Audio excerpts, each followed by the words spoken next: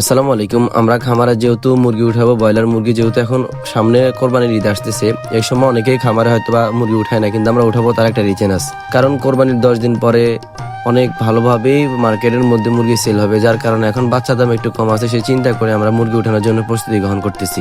তো আলহামদুলিল্লাহ মুরগি উঠানোর 1 সপ্তাহ আগে আমরা আমাদের কার্যক্রমগুলো শুরু করে দিয়েছি। তার মধ্যে যে লিটার থাকে বা বসি থাকে, সেই বসিগুলোকে এনে শুকাতে হবে। আর বৃষ্টি হওয়ার কারণে আপনারা অবশ্যই জানেন, চারিদিকে সব জায়গায় মোটামুটি বৃষ্টি হয়েছে, যার কারণে সব জায়গায় ভিজে গিয়েছে। আমরা যেখানে থেকে বসে আনতে গিয়েছি ওখানেও ভিজে গিয়েছে। তো পরে আমি আমার সাথে আমার একজন ভাই আর একজন বাগিনাকে নিয়ে আমরা চলে গেলাম লিটারগুলো আনার জন্য।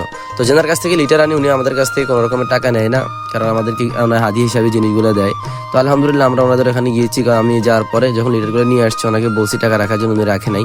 এটার সাথে আমাকে টিন আনতে হয়েছে, যেহেতু বোর্ডিং করাতে হবে বাচ্চাগুলোকে, সে চিন্তা করে আমি টিনটাও সাথে নিয়ে আসছি, যদি সেখানে ভিডিও করতে পারি নাই। বেশিরভাগ লিটার ছিল শুকনা, আবার কিছু লিটার ভিজা ছিল, যার কারণে আনতে একটু প্রবলেম হয়ে গিয়েছে, অনেক ওজন হয়ে গেছে। তো তারপরে আমি আসছি আমার মাদ্রাসাতে, ভাবছিলাম মাদ্রাসা ছাদের উপরে দিব, কিন্তু ছাদের উপরে দিতে পারি নাই, কারণ হলো এখন ছাদের কাজ চলতেছে চলমান, এখনো ছাদ ঢালাই হয় নাই। কারণ নিচে আগে দিতাম, এখন দিতে পারি না ছাদের কারণে, কারণ নিচে এখন রোদ যায় না। তো পাশে আবার দেখতেছি এই সাইলেসের খেতি করেছিল আর কি আমাদের এক ভাই।